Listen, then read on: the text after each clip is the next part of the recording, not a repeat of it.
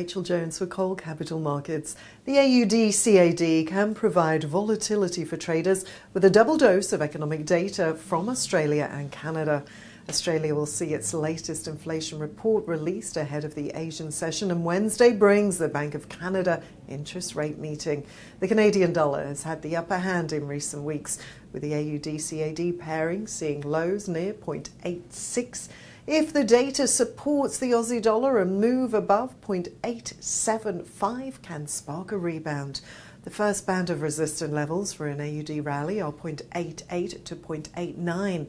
Australia's cost of living is set to worsen before it gets better. Energy prices are expected to surge by 56% and fuel costs will rise by over 10%.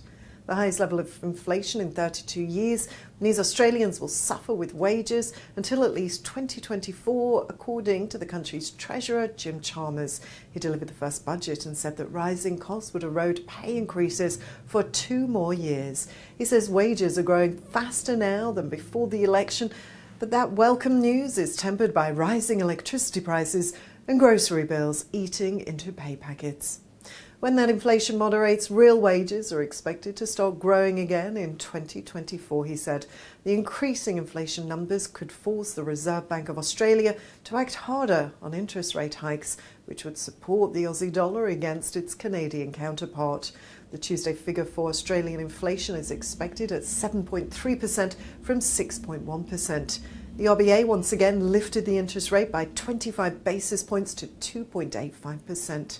And the Bank of Canada is set to deliver a 5th interest rate hike this week, but analysts expect it may be the last due to recession fears.